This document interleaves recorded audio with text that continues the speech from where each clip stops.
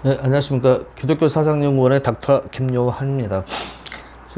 지난 시간에도 이제 저희들이 이제 그 중력자에 관한 이야기를 했는데요. 조건 이론이 중요한 이유가 결국 이 중력 문제를 해결해서 그랬다고 했습니다. 보시면은 이제, 이 생명의 근원, 우리가 이제 그동안 그 과학자들이 해결 못했던 그 중력자 문제를 조건 이론이 해결될 가능성이 많죠. 이제 완전히 해결했다는 건 아니고요.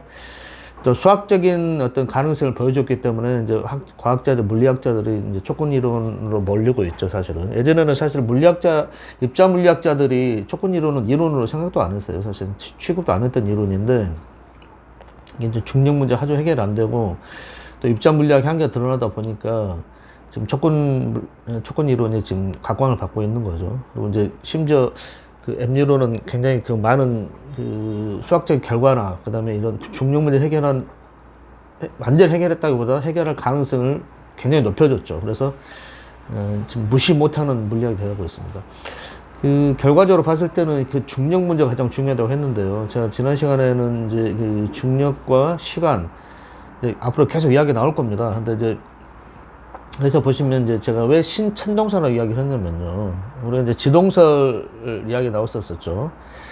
근데, 생명이라는 관점에 봤을 때는 다시 이 지구가 중심이 되는 거예요. 물론 이제 외계인설이라든지 여러 가지 뭐 우주 생명에 대한 이야기도 나오긴 나왔지만, 그냥 가외로 치고, 그것도 아직 뭐 발견이 되지 않았기 때문에, 저는 다른 행성에, 생물체가 있을 수 있다고 생각합니다.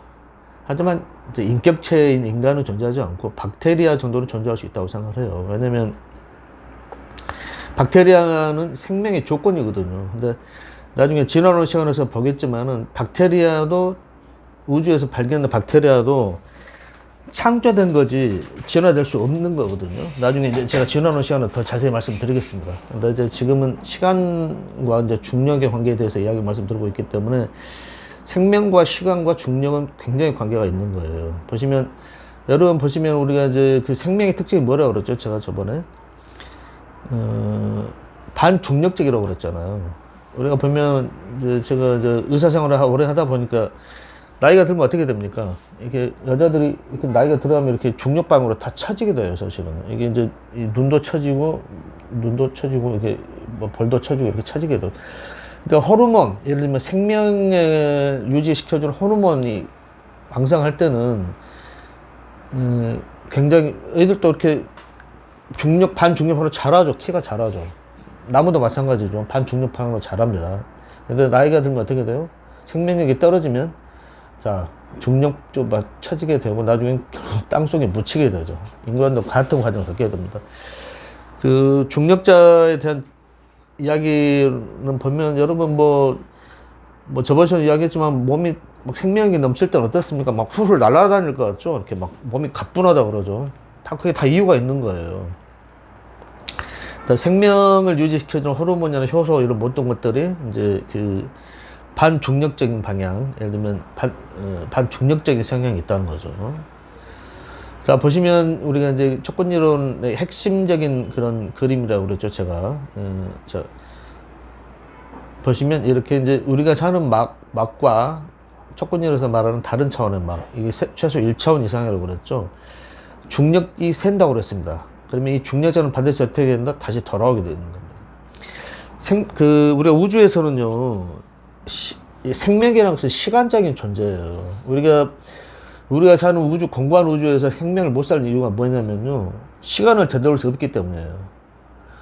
우리가 박테리아 한 마리, 그 다음에 파리 한 마리, 하루살이 한 마리도 죽이면은 다시 살릴 수가 없어요. 우리가 엔트로피 법칙이죠. 이제 심지어는 이제 시간과 엔트로피를 같이 보는 사람도 있습니다. 엔트로피가 증가하게 되겠죠. 제가 왜 이 생명이라는 존재를 이 시간 차원에 넣어놨냐면요. 이 생명이라는 존재는 공간은 이질적인 존재입니다.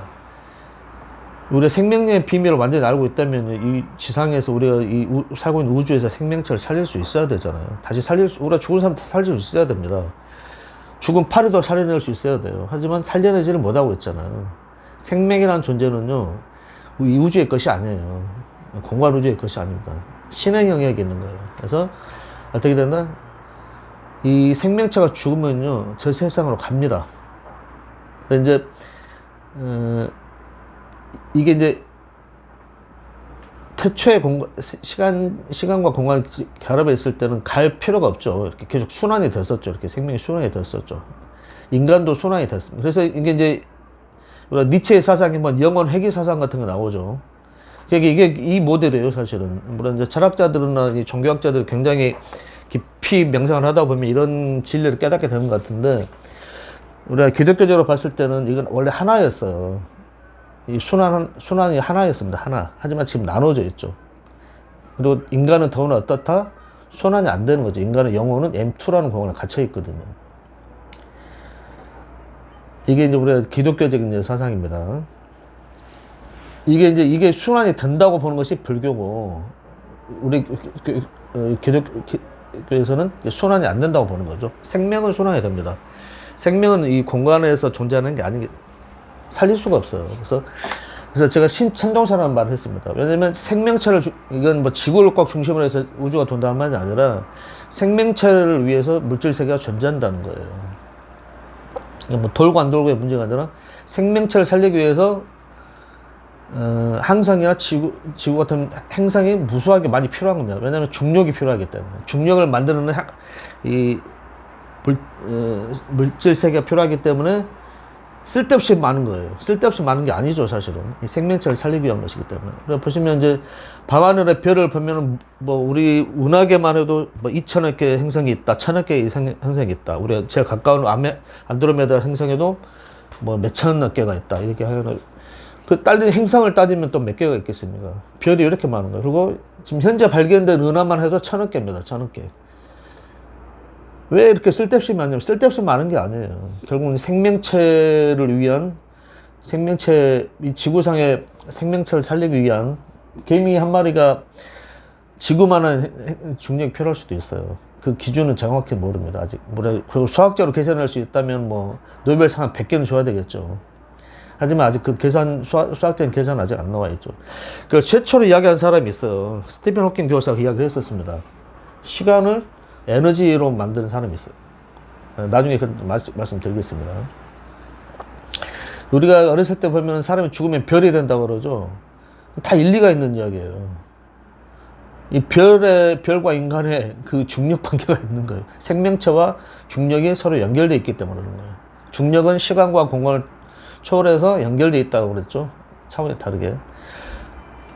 자, 예수가 태어나던 밤에도 별이 이렇게 나타나서 동방박사 왔다 그랬죠. 다 이유가 있는 겁니다. 인류 역사마다 큰 일이 벌어질 때는, 예를 들면 대량 학살이 벌어진다든지 대량 전쟁이 벌어진다든지 이럴 때는 이런 초신성 폭발 같은 현상이 일어났을 겁니다, 아마. 그래서 예전에 점성술학자들이 우주를 보고 이렇게 어떤 인류 생성 화복을 점쳤다 그러잖아요. 이게 미신이 아니에요, 그게 사실은. 다 일리가 있는 겁니다. 왜냐면 그게 수천 년간, 이렇게 수만 년간 인류의 경험을 통해서 해왔기 때문에. 그래서 우주와 인간이 연결되어 있다. 이건 우리가 다시 현재 과학적으로 말하면 뭐 어떻게 되겠다? 중력을 통해서 우주와 인간이 연결되어 있다. 이렇게 말씀드릴 수가 있겠습니다.